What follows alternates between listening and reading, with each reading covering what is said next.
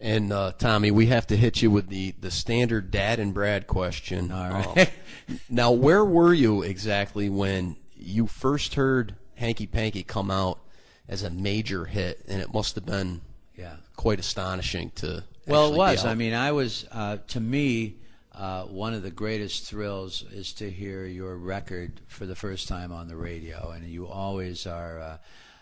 With Hanky Panky, we had heard it a few times locally, but to hear it on the big 50,000 watt stations was just out of this world. And you know, you don't know where you're going, but the train has left the station. That was the feeling, you know, and it doesn't matter because it's all good, you know. And I write extensively in the book about all those feelings because it's like falling in love for the first time. It never feels that good again, you know what I mean? And that whole summer was magic of '66 and all the places we played and listening for your record on the radio, and you learn everybody else's song, you know. So I just try to describe that in the book. I think we're alone now. Any thoughts on that? Oh, lots of them. Well, I Think We're Alone Now was brought to me by Bo Gentry and Richie Cordell, who came over from Kama Sutra and became my producers. And when they first played it for me, it was really slow. It was, you know, like a ballad almost. And we went in the studio with it, but you could hear it was a hit. You could hear the hook was just a smash. And we went in, and I started with the eighth notes. We did a little demo, and I start with the dum dum dum dum dum dum, and that's how we ended up at that tempo. And starting with those eighth notes, it ended up becoming sort of a signature sound for us. And there was this feeling of destiny when we did I Think We're Alone Now, that we just knew it was a hit before we started. And then Bo and Richie, as I said, became my permanent producers at that point, and really taught me how to make pop records, which is what we were doing at that moment. All right. Well, Brad's asked the standard Dad and Brad question. I'll ask my standard question. At this point in time, when Hanky Panky and you're traveling to Pittsburgh and caught in the vortex, what's your mom and dad thinking? Here you are, a 19-year-old kid. Yeah. They're telling our son to ride to Pittsburgh. You know, Yeah. I mean, they.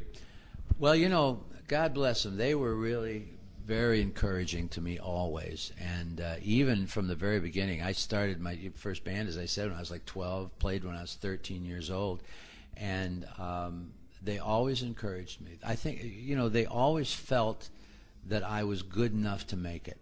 And that was an amazing statement from parents at that time. You know, you pick up a guitar, it's like picking up a rifle almost, you know. Yeah. And to have your parents that on your side, believing in you like that, really made a difference with me. I know psychologically it really did. And so when this happened, it was, well, of course you made it. Well, of course. They knew you would do great. Yeah. So honestly, it was something that it was kind of, I don't say it was taken in stride, but they were as marveled by the whole thing as I was. And then we jump into the 68, 69 era when things were really smoking. You had Crystal Blue Persuasion and Moni Moni's Sweet Cherry Wine. Well, you know what really happened to us, and this is, again, one of these situations that, you know, I look at in awe, because if this hadn't happened, that wouldn't have happened, and if this over here hadn't happened, then that wouldn't have happened.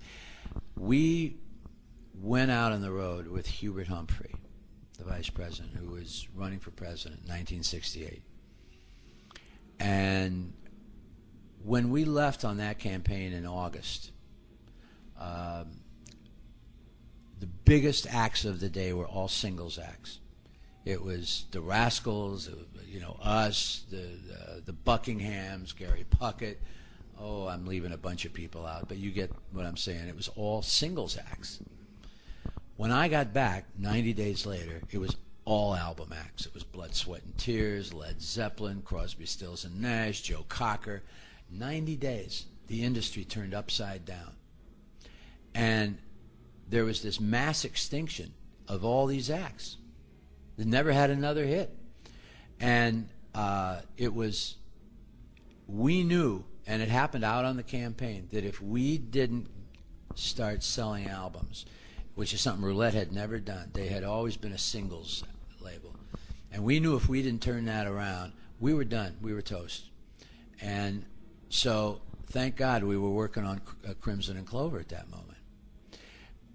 Because we ended up producing ourselves. We decided we had to write our own material, produce our own material, make our own records, if we were going to have credibility with all the other album acts. And Roulette was going to have to start selling albums. So Crimson and Clover did that for us. And there is no other single that we ever made in our whole career that would have allowed us to make that pivot from AM top 40 singles to FM progressive album rock. There's no other record that would have done that for us in one shot like that. Crimson and Clover did that. And that whole album then became sort of magical, because then Crystal Blue Persuasion came off, and it ended up being, by the way, our biggest selling single, Crimson and Clover. So it was strategically maybe the second most important record besides Hanky Panky that we made. And it allowed our careers then to continue.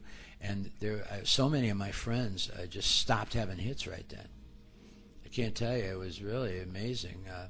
There was a few acts allowed to go on, like The Doors and Sly and the Family Stone, and I'm leaving people out, a couple of others.